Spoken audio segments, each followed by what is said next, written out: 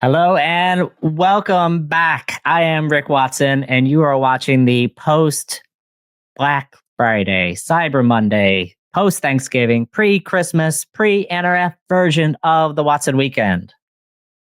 I'm your host. Think there are other people here? Yeah, we're here. We're happy. We're celebrating. We're marked safe from the holidays. Jessica Liseski, Nick Kaplan, great to see you again, my friend. Always good. Looking so dapper as usual. So yeah, we've got a lot going on. Before we broke, we had 2 Jeopardy style shows, which was really just our fun way of reflecting on the year. We had all these amazing guests, so many really great insights, and it was a nice way to just kind of put a cherry on top of the Watson Weekend Sunday in celebrating all the magic that we've created this year. Rick finally redeemed himself. You know, he is loser no more. There was a bit of a protest. We had to bring it to the producers. We thought Kelly won, but Rick did rack up the points. So how does that victory feel, my friend? It feels good. It's like a revenge is a dish best served cold. It's been such a cold winter since I had won anything that I was serving it up. It had been very dark and very cold and sad and bleak, but you're back. And we had the holidays. The protest has been filed. Your protest, that protest. All right. And we might, Kelly might come back and he's, ready for vengeance too. So, we always have the results that come in. It's almost like, whether it's betting or something else, you kind of look at the sales coming down, the sports best, who lost, who won. What do you guys take away from the holiday recaps? Was it gangbusters? Did anything surprise you? I mean, I think the power of Black Friday surprised me a bit. I knew that there was some gas sort of left in the tank, but I didn't really realize it would be as strong. And then I'd say my second surprise was that Cyber Monday didn't come on stronger, that it didn't have that kind of like pre-actual, So those were my 2 surprises. What about you? Yeah, for me, I think it was almost a boring Black Friday, meaning like we're up between 3 to 9% a year. We don't know exactly where it's going to fall, but we know it's going to be up, and it's going to be up kind of about where everyone expected. It wasn't going to be down. Yeah. And it wasn't down. So I feel like from that point of view, like I was listening to the Walmart earnings call 2 months ago, and they were like, we just had a good back to school. We're going to have a good holiday. Just mark it down. And I don't know. I marked it down. They did. And they did. So I think let's not let that play on words be lost. I marked it down. Because I think that will be the January highlight in the earnings call will be I marked it down. Very true. And for Walmart, they're not marking down, guys. They roll back. Friends. Yeah. So that one was interesting. We also had a little outage situation that I think surprised folks. You want to talk about that? Yeah, it seems like Shopify admin was down for some number of hours on Black Friday, and that also affected checkouts. Yeah. I was in there Cyber Monday, and the day before I was using Sidekick, and then Cyber Monday, my trusted Sidekick was kicked to the curb. I could not use him. I guess he was using up too many CPUs. Lord help you if you wanted to make promotional changes on Cyber Monday, right? Yes. I think that people don't really understand. It's like there's the front end experience, which the consumer engages with, and then there's all the back end where the decision making and the execution happens. And it was a very tense morning for many people who were unclear of like their performance as well as changes they wanted to make. So no bueno, my friends. It is not on a day like that where you do have people looking at intraday, making reactions, be switching things out, trying to be reactive or proactive. Very rough o'clock for that type of situation. So exactly.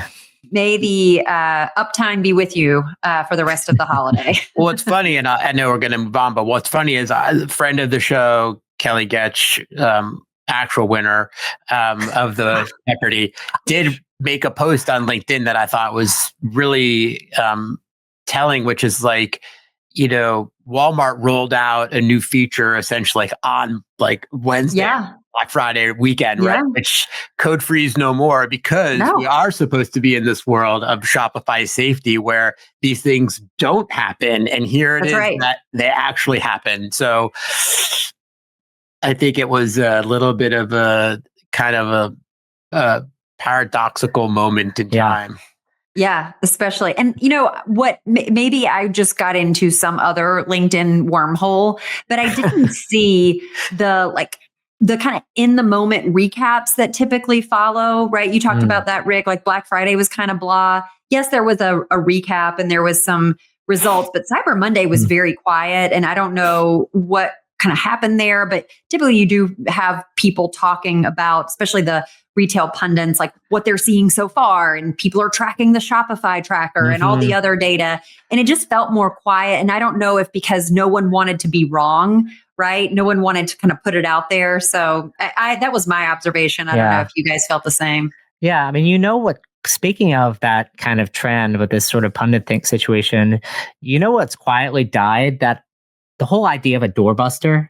Yes. Yeah, I didn't see the one. lines of people waiting outside at 6 a.m. on Black Friday or not Cyber Monday. But I didn't see any of that. No, there were no fights. No one got choked out. No one got hauled off to prison. It was pretty tame, right? I mean, the mall was crowded, but it was very specific stores. So yeah, I think you're right, though. And by the way, they haven't reported because in many cases, Cyber Monday hasn't ended yet. So we're still we're waiting for the end. Because it extended and then it extended again. And then it So you're right. You're right, Nick. It's like it just keeps rolling, that train. Yes, I love it.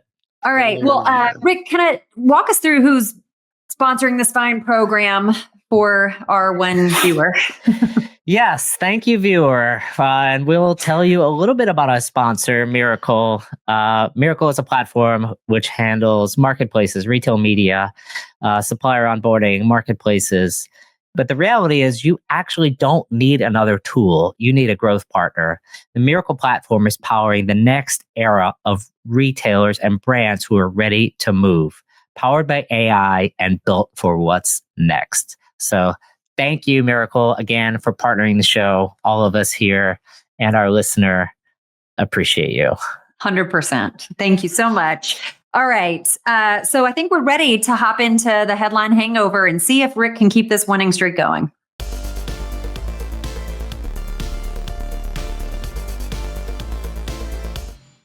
Okay. So I've got the first story, guys, because we're saving the best for last. All right. Yes, Nick, Amazon, what? I mean, I can't believe I'm going to say this. And I believe I read this in 30 minutes. Yes, we will accept that answer. Half hour or less. That's correct. I mean, it's nuts. And the standard was already impossible for people to match. I mean, I tried to buy something last. You guys know I'm a snacker. Less so today. You do love your snacks. My snacks are running low, and then my iced coffee. And I wanted to buy a couple snacks, and it said that if I paid $2.99, it could deliver to me between 4 a.m. and 8 a.m. this morning. Whoa. Which is a problem because the office isn't open to receive our packages. Right. Otherwise, you would have hit that, thank you, sir, may I have another? Right. And who can match that already? Now, if I'm like, wait a minute, I'm going to step out, guys, because I realize I need snacks now. And by the time we're done, the amazing Trevor is done with Rick, my snacks will be here. That's right. Yeah. Yes. I mean, you're exactly right. They are testing this half hour or less delivery in 3 cities. It's in part of this micro fulfillment centers versus, they're not relying on their powerhouse warehouses to funnel this in. It is your snacks. It's your groceries. So don't count out Amazon Fresh. It's just a fresh face and a new way to really kind of capture this market. And yes, it's your coffee, it's your toilet paper. It's the stuff that you're like, do I really want to run out to Walgreens? Am I going to use Instacart or DoorDash? Those are, in my mind, the people that are ultimately kind of at risk here. It's like stealing some of those like high margin trips where you might walk into the store, pick up that thing you need and a couple other things. And probably like the Instacart DoorDash folks, right? Like they're just kind of in the game. I don't know. What's y'all's take? Yeah, I think you remember that whole 15-minute delivery revolution during COVID? About that. Yes. Going back to GoPuff and Cosmo.com. Anybody? Yeah, all those things. 15-minute grocery, all these things that wasted millions of dollars with no profit behind them. I mean, look, the good news for Amazon is that by the end of the year, they're going to cover like 2,600 cities with these same-day fulfillment centers. Yeah. Walmart, I believe the number is something like 20% of their deliveries are now like expedited 3 hours or less. And so Walmart is, definitely, and those are things that people pay for. Like you have to pay to expedite it, which is extra margin for them. And so Amazon is sort of like realizing that they need to up their game. This week, I also saw a notice from Target that they're still working on streamlining their fulfillment network to do sort of a next morning delivery. Right. For Target, the problem is that you still get the Target items. Well, it's Target. Yeah. I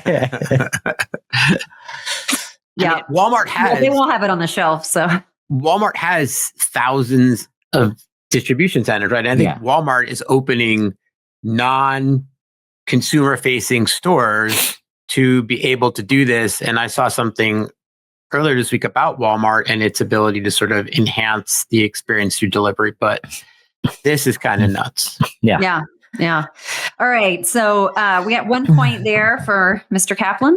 Yeah. Starting out strong. Here we go. That's great. Our next story is Omnicom IPG deal closes as a blank chase scale to revive growth. Agencies. Oh, Jess, with the win, agencies. Look, this is something that we've seen, and the big get bigger, and we seem to either be in this sort of consolidation phase or this sort of divestiture phase, and we're definitely in this big get bigger phase. You've seen Publicis, Sapient, Nitro keep acquiring things, and Omnicom. IPG is just another multi-billion-dollar revenue situation here where we have essentially $25 billion in revenue under management. They expect to realize about $750 million in cost synergies. By the way, no one ever actually realizes more than about a tenth of cost synergies that are ever. But this is the investment thesis, and it looks good on paper. Always looks good on paper. Looks great on paper. I can make a spreadsheet say a lot of things. Look, the theory is, especially if you have some kind of technology and data backbone, the more data you have, the better decisions you can make in theory, the faster you can serve clients, and the more scale you get. That's the theory. The reality sometimes can be far different, but I think these medium-sized agencies, the idea is that these larger agencies can compete and be as nimble as small agencies, and that's a real disruptor to the market. So it'll remain to be seen if the medium-sized agencies can survive in this world. I completely agree. I think there is sort of a tipping point where you just get so big and have so much power in the market that it becomes impossible to compete with that. And so as it gets harder, and by the way, as AI takes on more market and ad creation and further sort of impacts on the margins of mid-market agencies, I think that these bigger agencies are buying revenue. They're buying some sort of to be realized cost savings, and I think it will just become harder and harder. It's like you're going to open a bookstore in Bentonville. No, right? I mean, it's like this is a tough one for the world. Yeah. All right. Well, so are we going to split this thing, or will there be a winner take all? Let's hit the next headline. I actually am like, I can't win. So. That's true, actually. So right? Yeah. All right, here you guys go. Amazon's blank drove sales on Black Friday. Rufus? Yeah, that would have been mine. Whoa, look at the little dog there. I love it. He's so cute. Well, I bought a lot on Amazon on Black Friday and actually did not use Rufus. I didn't use Rufus either. I'm going to give you my take on Rufus. Please. Yes, Rufus can be helpful, but I think that there's I find it is the higher intent folks that already maybe Rufus is getting embedded everywhere. It's on the product page. It's started now getting embedded more and more in certain search experiences. It's almost getting a little bit hard to avoid. And then I feel like it's not, is it driving incremental sales? Is it actually driving incremental conversion? Or is it just helping the person find the stuff faster that would have found it anyway? I don't know that the incrementality part has really been unlocked. That's my maybe wrong take, but it just, I get there's a lot of hype about Rufus and it is cool. I've played around with it a little bit, but I don't feel like it's necessarily making me buy more. That resonates with me. And I think, look, at some point, these tools are going to be so embedded that you're not going to be able to manage life without them. And so it's you have search. If search gets better, then whatever you did to make it better produce results, or you try again. And so I kind of think of this all like that. At the same time, if you go to Google, there's the AI results. You can't avoid them. If you need to interact more, you just hit the AI mode and you keep going. Did AI influence me or not? It's hard to say because it's there. It's just always there.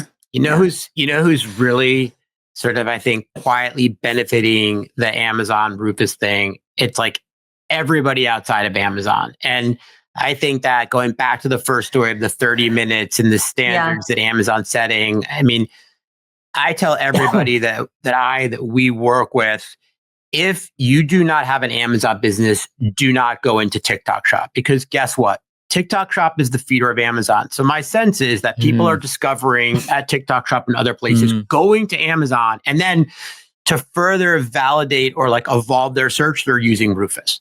Yeah. And so, I want to know, show me, without me having to sort of filter, show me all 5-star reviews that are under a certain price that are X. And that's Rufus. And so I agree with Rick. It's search. Yeah. And I do think that the product page placement has been interesting because they are prompting with a couple of questions that I'm I'd rather do that than read. So I think that's probably a pretty strong use case too.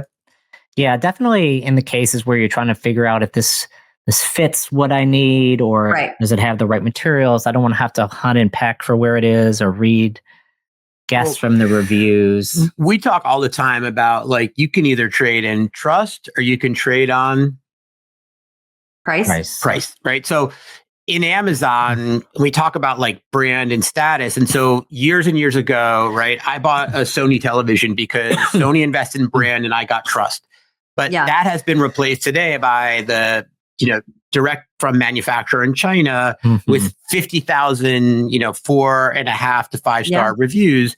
So I want now Rufus to further sort of synthesize that result for me and validate. And so that, again, I think is where we're seeing Rufus is getting me from where I want to be, or where I am to where I want to be. Yep. That sounds like a theme song. Rufus takes you where you want to go. I think we could probably write an AI song about it and make it a number one on Suno. And then we'll have to get some kind of directors and officers insurance before, because we'll be sued by whomever it goes out and copyright infringes. Yeah. Well, I think this is a great place to wrap Headline Hangover. I'm just over here tallying my 100th win. So I don't know actually how many it is, but it's pretty high up there. And we talk about analytics. We talked about data, trust, truth. It's a great way to introduce our next guest, Trevor Testwuide, CEO of Measured.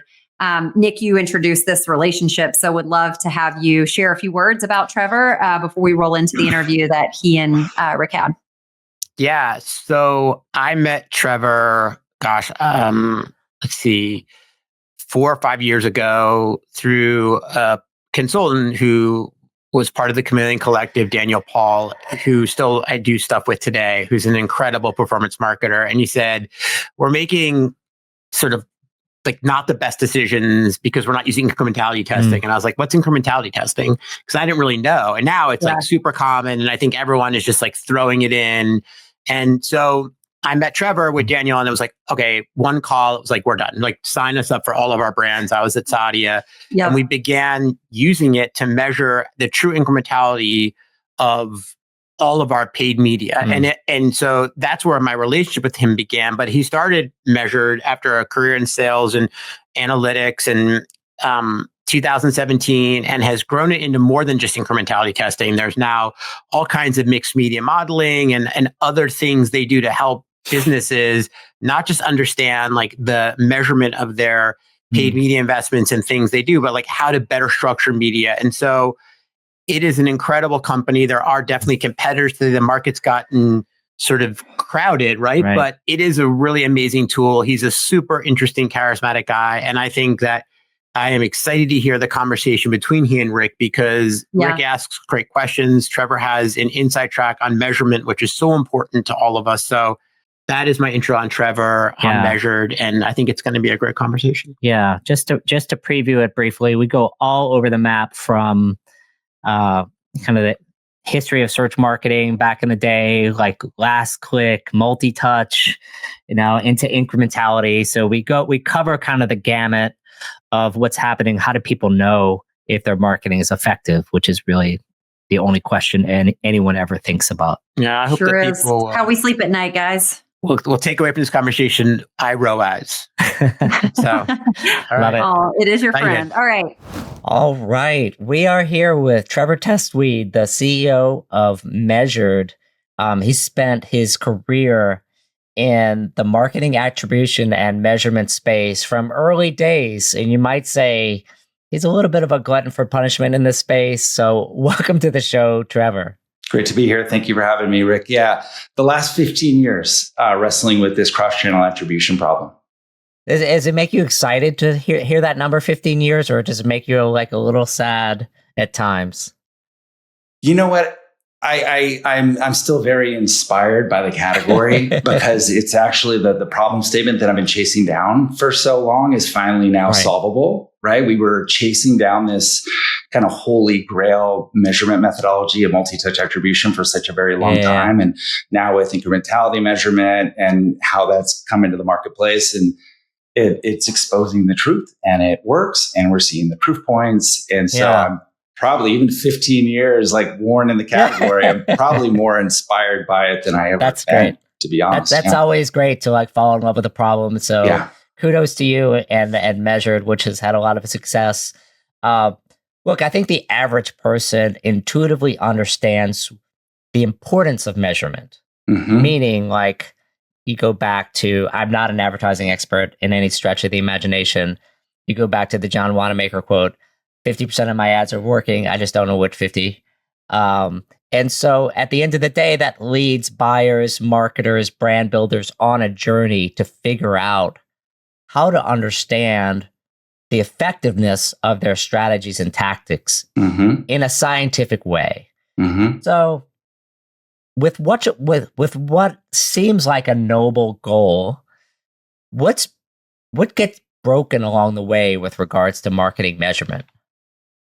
Yeah, I think there have been several methodologies a lot of us have chased down, and most notably back in 2000, for me, 2011, 12, 13, we were chasing the holy grail of multi-touch attribution, mapping a user's events, impressions, and clicks across all of the platforms, online and offline, to an omni-channel transaction. And, on a whiteboard or in a conference room, it was dreamy, but on the field in practice, it didn't play out that way. And it just got more challenging over time. And in 2016, a lot of us here on the Measure team living in the category, we all kind of arrived at this same place that user level path building methodologies were quickly becoming obsolete and no longer viable.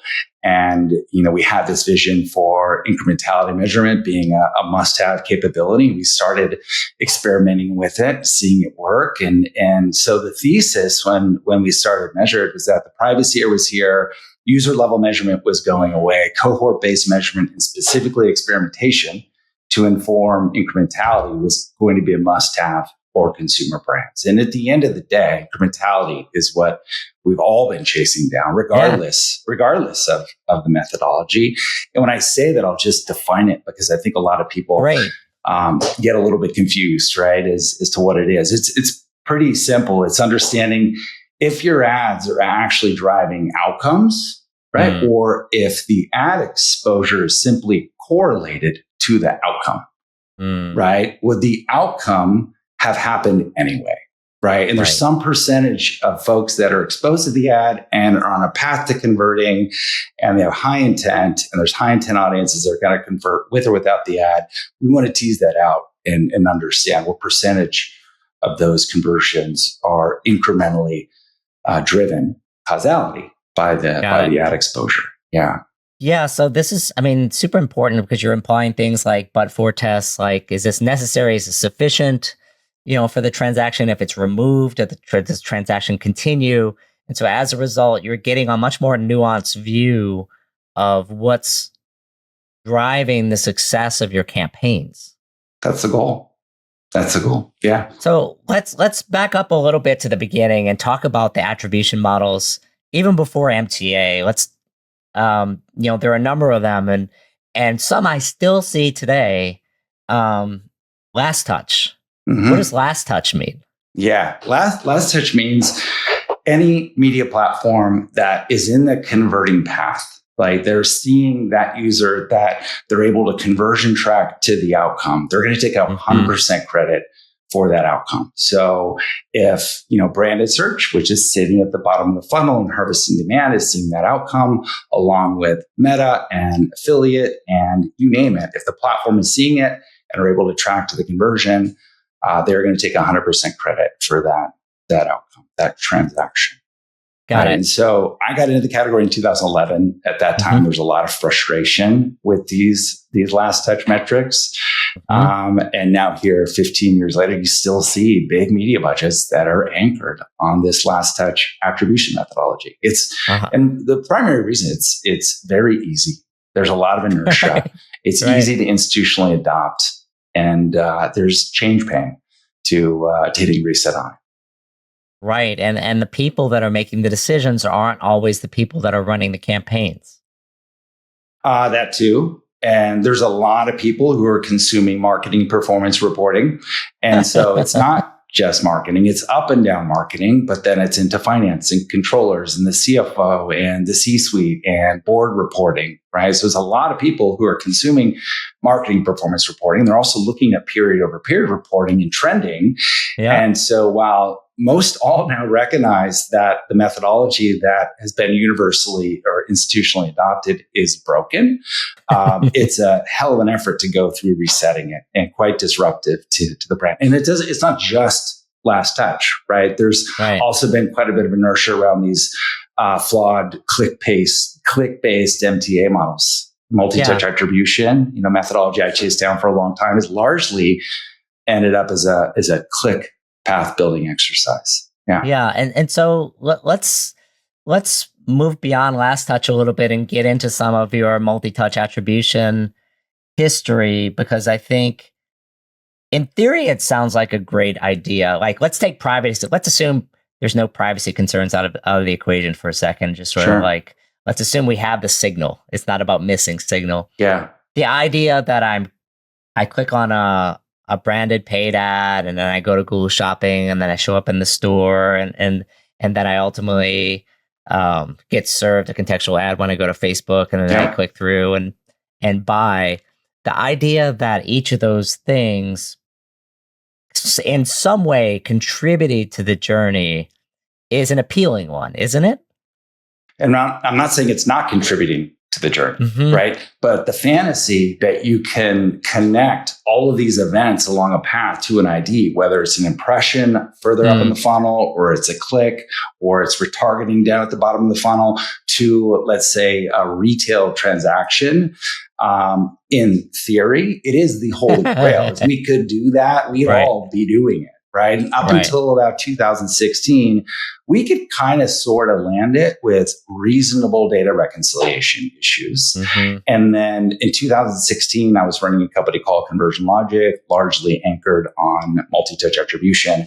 And the walls were starting to go up. There was a point in time where I could map YouTube to Meta to a search click to a conversion. And it was in 2016 that the walls were going up and I could no longer map those events. I could map clicks, but I was missing those views, which is a lot of the media influence. Right. And so then, on the field with a lot of big brands, we started building out experiments to inform all of these blind spots that were popping up because we could not map those views and impressions, right? Upper funnel into mid funnel into lower funnel. So if we could do it, we'd all be doing it. It is dreamy, especially when you look at closing the loop and sending measurement right back into programmatic. But that is just not the reality with an ad ops team, or it's not where the industry has gone, especially with the privacy era. Yeah, for sure. And definitely when you talk to, any reasonable sized brand these days, privacy is one of their top concerns because there's so many different states with privacy laws before you even have to even start to deal with Europe and beyond. How does that complicate the measurement process? So for us, we've built for it, right? So prior to Measured, I had, been part of 2 teams building MTA MMM businesses. We saw the writing on the wall based on the experience I just shared that the privacy era was coming. And so our methodology has been anchored in cohorts and is privacy safe. And, we started really focusing on experimentation, all varieties of experimentation, which is really been built for the privacy era. So we're solving that cross-channel attribution problem that we went after against a deterministic identity path. And now we're doing it with cohorts. Because at the end of the day, what we're all trying to get to is what is the incremental marginal contribution of the media? And if you can't do it at the user level, let's understand it at the audience or the ad set level. Got it. And you used a word in there that I want to make sure everyone understands: MMM, or media mix modeling. What is that in relation to some of the TLAs we've already brought up, like last touch attribution or multi-touch attribution? Yeah, media mix modeling is a methodology that has been around for a very long time, I think north of 50 years. And it essentially, at its core, it tells you how correlated your media spend is with your sales over time. So it's a correlation-based methodology, and it is not causal, and that is the weak link in it. We've been really focused on incrementality from the beginning, which is our position is the strongest mechanism to getting you to causality. And there is a lot of value in a mix model, media mix model. We then continuously feed that causal signal into a media mix model to validate and calibrate the mix model, essentially to make it a trusted optimization tool, right? So we can look across the entire media mix against omni-channel transactions. The reality is not all these channels and tactics elegantly line up to an experiment. There's a number of channels that we don't have a clean test and control experiment for, and there's a lot of value in the mixed model. But a mixed model on its own, independent of causality, it is far from a magic bullet. It could be a nice compass, right, and a valuable decision-making tool. But the more causality you feed that mixed model, the more reliable you suggest it is. Yeah. So, if a CFO says, this mix model is really how we should allocate our marketing spend, your response to him is like, how do you know which ones are really driving that sale versus which ones are just sort of hanging around, as sort of bystanders to the transaction? Yeah. So we line up to the CFOs quite a bit. More and more today, that is the exec sponsor on our engagement is the CFO. And part of the reason is is incrementality, causality is the language of finance, right? And so my response would be, there's a lot of value in that mixed model, but it on its own is not going to be the magic bullet for you, right? You've got to anchor it in as much incrementality and streamline an incrementality practice feeding into the mixed model. And today that would be an agile mixed model that gets you to causality, gets you to speed. Our mixed model is updated daily, and it gets you to granularity, which is getting your reads down to the campaign and sub-campaign, essentially the ad set level. Yeah, I wanted to broach a topic because it feels like during, I don't know, sometime in the last 10 years, a lot of people got trained on the term ROAS, and in particular, trained that if something was high ROAS, then it's worth doing. If it's not high ROAS, it's not worth doing.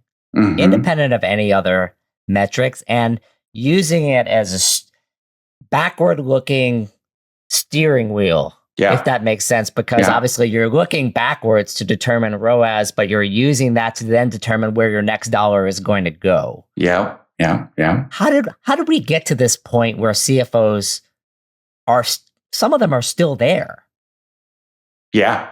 So first, I would say it's simple, right? And it's visible. It's easy to calculate. It's a bit of a shared language. It's become a shared language between CMOs and CFOs. But just because it's simple doesn't mean it's exactly accurate, right? So what we do is we partner with brands to recalibrate that ROAS into an incremental ROAS. ROAS is capturing all conversion activity against that spend, right? So it's looking back, and there's a bit of an illusion on accountability there, especially when you're being guided to low funnel media and you're overinvested in low incrementality media sitting at the bottom of the funnel, and you're capturing a lot of high intent audiences that are low in incrementality. That can be a pretty dangerous metric. So our first goal is to recalibrate that ROAS metric, put it in incremental terms. But ideally, especially to the point of the CFO, you're looking at something more like incremental contribution margin per dollar is really what you want to get to, representing the percentage of sales that are incremental after you take out variable costs. Right. But it's kind of like ROAS is here, and you see it everywhere, just like you see last touch metrics everywhere 100%. Because they're easy, they're organizationally adopted, there's a ton of inertia around it. And our goal, I think the industry has gotten there. It's let's now understand it on an incremental basis, because you can get a very different decision when you take a ROAS metric, especially for low funnel media, and you recalibrate it into an incremental metric. That decision can change radically. Yeah. And how do you, like, for a CFO that's just not in the game, they don't understand what the models necessarily mean. They see the dollars going out. They see the model being showed that this is what the model told us. Let's say they were sold on a mixed model, like some kind of mixed model, and they aren't sure what's happening next. Like, how do you viscerally explain to them why what they're doing is wrong without using the numbers side of it? Well, a lot of times when we'll step in, there's a natural tension between marketing and finance, right? And so when we show up speaking the language of marginal return and causality and incrementality, like, they are so excited to see us, and the red carpet gets rolled out. It's like, where the hell have you been all my life? I've been trying to explain this to marketing, right? And so they welcome us with open arms. So when we have them in an engagement and we have finance and marketing lined up to each other, it can be pretty powerful. It's when you see the businesses move, right? Yeah. Right. Yeah, no, I mean, it's interesting. So for you to tell it, there's a built-in incentive for marketing to be not as efficient as it could be because it allows them to spend more? Or do you just think that that's just the comfort zone of the marketer not being so causal oriented? There can be a comfort zone. There can be a bias, right, against a media channel or two. There's a variety of reasons organizationally. They could be incredibly busy and they just don't want to deal with how disruptive, deploying a much smarter measurement methodology is. But myself and many of us in the industry have been out evangelizing smarter measurement for a very long time. Yeah. It kind of shocks me. We're here in 2025 and you still see like $50 million plus budgets that are anchored on Google Analytics or Adobe or platform metrics. And nobody is disagreeing that it's wrong, right? Yeah. I don't think it's a question that's argued anymore, but it's quite disruptive to go through the institutional adoption of this smarter metric, just or for a variety of reasons that we talked about. Got it. Yeah. And so to the skeptics you speak with, what is their kind of road to Damascus aha moment look and sound like? They come into the meeting thinking this way. They have a number of discussions with you. What are the barriers that start to fall? When you bring them along the journey and you start to expose reads that they were very suspicious about because they have a hypothesis, right? As they're looking at the business and they can feel, in a board meeting, you have marketing showing up and talking about how great they're doing. The business is not feeling it, right? So when you start to expose insights that line up with their instinct, right? Their gut and how, and the larger perspective on how the business is performing, you build trust. And it's really bringing them into the fold. And then trust is certainly built over time. But like I said, it is the language of executives. It's shocking to me how many C-suites show up, how many board members log into our platform, and they're relieved that we're finally going through this exercise. I don't think there's a lot of people that are going hard in the paint for last touch metrics anymore. Yeah. Right. Yeah, exactly. Yeah. It's something that everyone is moving away from at some point. In terms of measurement, obviously it's something that you need to be doing. It's information. It's a guidepost, but it's not something to optimize for its own sake. Could you talk about the different types of abuses of measurement that you see? I don't even know if that's a fair question given the name of your company is Measured, but wanted to kind of broach this topic and kind of start talking about it. Yeah. So where there's like a buffet of measurement methodologies that are on the table, right? And folks have certain agendas organizationally, depending on where you sit. If you sit in branded search or you sit in affiliate, you sit in retargeting, as opposed to if you sit all the way up the funnel. Most folks recognize which of these methodologies is going to best support their agenda. Right. And so there's some selection bias in who is picking which methodologies. With experimentation, I don't see as much resistance on experimentation as I saw in the MTA world, where I show up with a big brand. You've got the search person who's showing up arms folded, knowing that we're coming after their budget. I haven't experienced that same resistance here. I think most now kind of line up to, a test and learn motion of experimentation is now a must-have capability. Right. It's a must-have discipline in the organization, right? It's not like this thing you can do once a year. And I don't know, maybe it's selection bias because these are the people that we're talking to, right? But I don't get I don't see the resistance that I used to organizationally.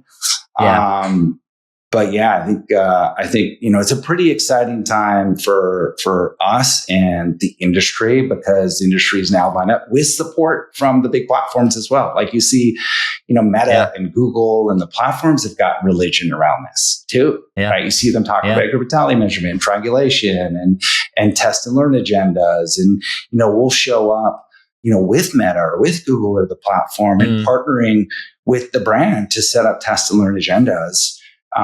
Which is the right thing for the brand and marketer and all key stakeholders.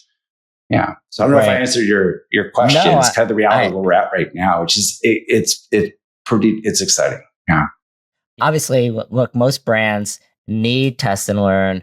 A lot of brands don't know or have had trouble allocating resource to it. Understand what kind of teams that you need to implement test and learn. Yeah. like from an organizational point, so there's sort of like you're bringing a gospel that has a couple of different parts. There's tech and measurement, but there's also sort of like people and process. That's right. Let's start with the people and the process side. A test and learn campaign. Who needs to be around the table?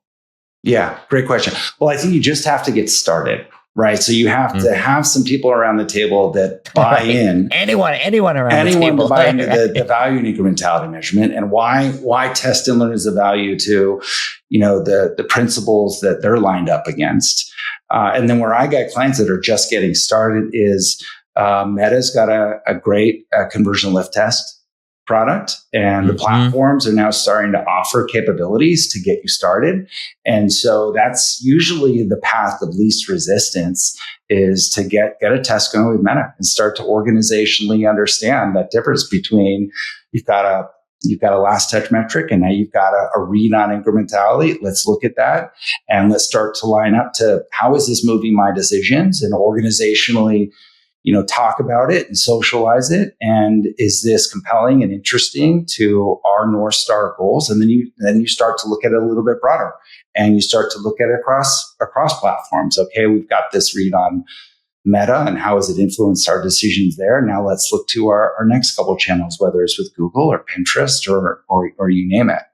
But it's just, you got to just get started, put one foot in front of the other, right? And organizationally just start to try to understand what it can mean to the business. It is when adopted, it's very powerful. But it's not about trying to like boil the ocean and get it all done in a 6-month period. So talk to me about the things that I should be testing. Give me a set of things. Then, for instance, obviously, if I'm talking about like CRO on a website, I mean, clearly that's just part that starts at a landing. The traditional CFO or CRO like starts at a landing page, ends at a purchase, right? And you're trying to make sure that the conversion rate comes right. In media measure, advertising measurement, there are a number of other things. There's obviously a lot of components to that, which channels you're on, how you show up there, your price, your creative, where also depends on where you're going. What are the things that you should be constantly testing? Yeah, well, follow your spend, right? So start on your biggest channels and tactics. And so typically we'll start with Google and Meta. And often customers will show up with a hypothesis. They'll have an instinct around a spend. And one place that is not uncommon for us to start is branded search, right? And so there's strategic reasons you use branded search, but from a performance perspective, branded search is often used navigationally. And so if you look at the platform metric, branded search sitting at the bottom of the funnel, harvesting that can look really dreamy. It looks like it has this amazing outsized return, right? And then you apply this lens of incrementality, and you now understand that, hey, it's really only 15% or 20% incremental compared to what it's taking credit for. So I would start with your biggest spend channels and tactics, and then follow your instinct on where you think the waste may exist, or on the other side, the opportunity may exist. Because on the other side of the spectrum, upper funnel is also very hard for the platforms to measure, because their conversion tracking really struggles to measure things like YouTube or Facebook awareness or connected TV. An important thing to note here is when you're doing incrementality measurement, you're measuring the relationship between paid media and the source of truth transaction from the brand, whether that is e-com, retail, Amazon, Sephora, Ulta. As long as we have access to it, we're going to measure that relationship. And, where I say, we may apply an 85% haircut to branded search, upper funnel, something like YouTube, we may say, hey, they deserve 3 times the credit that they're getting, that their own platform's taking credit for, because it's not seeing a lot of the conversion behavior. Yeah, it's fascinating. I mean, you mentioned some of the goals and where people should start. It sounds like eliminating waste is definitely part of that, which implies sort of 2 things. Number one, just eliminating waste for because no one likes to waste money, but also to reallocate that spend into more effective channels. Yeah. That leaves out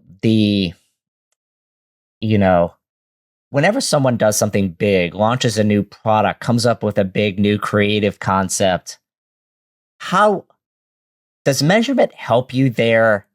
How could you use measurement to inform future-looking decisions in that kind of realm? So measurement and optimization go together, right? And usually the first place we'll start is let's identify the waste. And we're 9 years in, we work with 160 brands. We deploy hundreds of experiments every quarter. We have a pretty good instinct on where we expect, the best places to start when we step into a new brand. Yeah. So first place we want to start is let's identify the waste, and then let's identify the opportunities to reallocate that spend.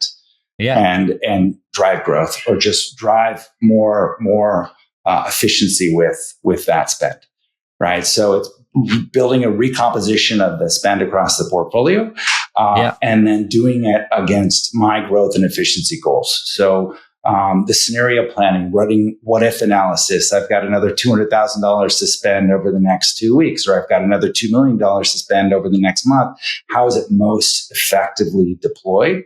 Accounting for diminishing returns, right? And testing in. When you're running tests, there's really two treatments. You've got a holdout treatment, and then you have a scale up treatment. So I know TikTok works for me at $200,000 to spend. I want to test into that diminishing return curve and see, hey, can I make it work at 350? Can I make it work at 500? Can I make it work at $1 million? And let's test into that question statement, and then feed those scale test results into the media mix model that you do scenario planning with and forecasting. Right. No, it makes a lot of sense, because I think a lot of people don't immediately understand the fact that you don't have data. You do it. You have to try it out. Yeah. And so always, it might be the other side of the CFO. They may not be super happy about that.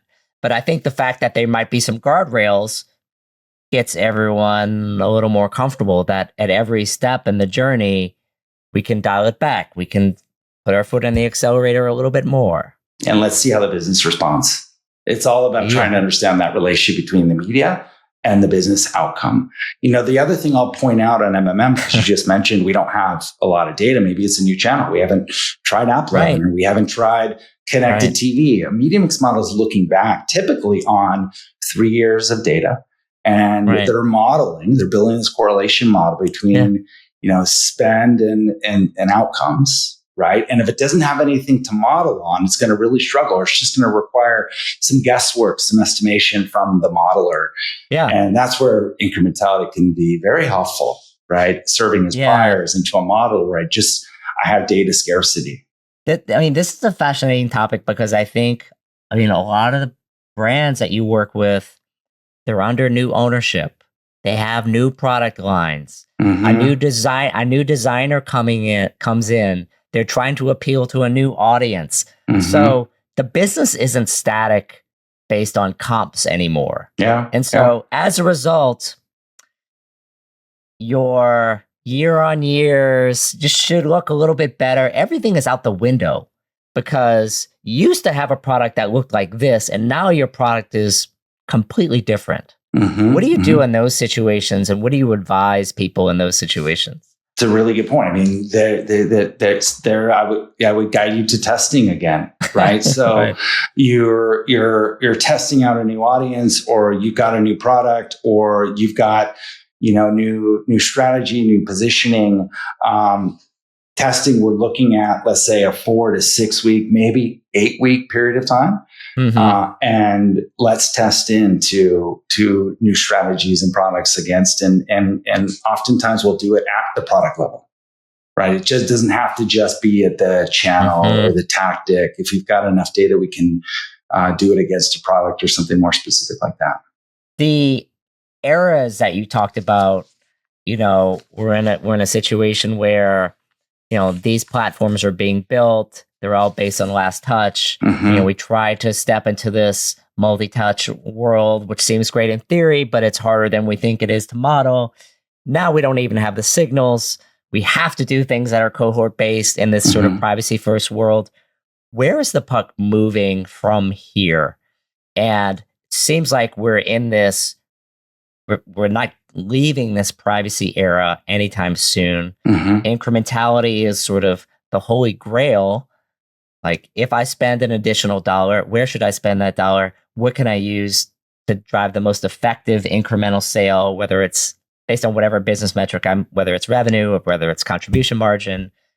Are you just going to be here for the next 15 years, or is there another era that you'll have to adjust to that you see shaping up with the LLMs, how conversational commerce is evolving, if you want to call it that? Yeah. So AI is very relevant to the future of this category and where we're going. If you look at companies like Measured is anchored in machine learning from day one, right? Which is modeling off structured data. We have a lot of unstructured intelligence that we collect, that our clients collect, that are very relevant to these decisions that we're lining up against. And so we have re-architected our platform across the entire stack to take advantage of the intelligence the LLMs have and unstructured data intelligence that we have access to. So incrementality is the North Star that we're trying to answer, right? Is the causal contribution of media to the business. Experimentation, as far as we can see right now, is going to be extremely important. Feeding into an agile mix model is very relevant. And then there's benefit to bringing in the LLMs, both conversationally in the product, just to make the intelligence more accessible, right? Sometimes these products can be pretty intimidating when folks step into them, and people don't have a lot of patience, right? They step into a tool, they have a similar expectation to how they interact with like a B2C tool when they come into a B2B tool. And if they can't very quickly and easily get access to the insight or the decision or the optimization conclusion, they're popping out of your tool very quickly. Right. And so the conversational is really level 1 AI that we are building in is really important to our workflows. And then level 2 AI is the logic that is applied, that is typically applied by humans that we're bringing into the tool as well. And so the LLMs and AI is very important to where the category is going, where Measured is going. Yeah, no, that makes sense. On the consumer side, how do you view these new companies and new, platforms like ChatGPT? Do you view them as a channel and that's how you view them? Or do you view them as an accelerator of the existing channels? For instance, someone having a conversation with their phone while they're standing in a retail store. Do you see that the same as you saw Google, just different? Or do you see it as more like an Amazon marketplace? Or do you see it as both? To play out, right? But it's clear that consumers are doing discovery in these tools, right? And they're doing research and discoveries and very similar behavior to how they've used Google, right? So it's the early innings. Clearly, we're seeing the adoption and it's not going anywhere. It's only going to accelerate. So I certainly see this as a discovery mechanism for consumers. And we'll see how it's early innings for advertising within these tools, right? You saw like Perplexity kind of started going down the path, and then remove the person or he stepped away who was leading it, and so there's no one really kind of at the helm there. And ads are coming. They're coming. Yeah, no question. But like how they approach it is still TBD. And when ads are there, it's going to be our job to show up and determine how we're gonna measure its incremental effectiveness. Makes sense. No, that's exciting. I mean, you're in it now, right? Yes. You're in this maelstrom of like changes that are happening, and so it has to be a really exciting time to be CEO at a measurement company. Very exciting. Yeah. And it's not just the early adopters. Like when we started the business for such a long time, it was really just folks that were more on the bleeding edge of adopting innovation. And now you've experienced like the crossing the chasm where that early majority is showing up, and more mature, slower moving brands recognize that they need this innovation. They need causality, they need speed and agility, and they need the granularity that traditional tools are not providing. So it's it's a really exciting time to be in this category. Awesome. I mean, this has been a fantastic conversation, Trevor. I really appreciate all your insights that you've delivered today. If folks want to learn more about Measured, where is best for them to find out? Yeah, measured.com, or you can find me on LinkedIn. Awesome. Trevor Testwuide, it's been really fabulous to have you on today. Look forward to chatting again soon. Thanks so much for having me, Rick. I appreciate it. That's going to do it for this week's Watson Weekend. If you've made it this far, you're either a retail masochist or you just love the sound of our voices. I'm going to say it's option 2. Either way, we appreciate you. If you've enjoyed today's show, give us a follow, give us a like wherever you're listening. Leave us a review, preferably with 5 stars. We'll take 4.5 if you're feeling a little bit stingy. Yeah, it's okay. And don't just lurk on the channel. Share this with a friend, colleague. That's right. That's right. We're kind of like your little sidekick, helping you bring everybody along in your organization. You can find us on LinkedIn, your Spotify, all the places. And all the links are in the show notes too. Big thanks to the community, our listeners, as well as the Kaplan Snacks that keep this circus running. Sponsors, you know who you are. And if you're not a sponsor yet, I mean, what are you actually doing with your marketing budget? Give us a ring, call us, send an email. Rick loves when people slide into his DMs. It's his favorite place. Until next time, I'm Rick Watson. And I'm Jessica Liseski. Thanks for spending part of your day with us. Now, you can feel like you can go on and do something better with your life. We'll see you next week. Bye.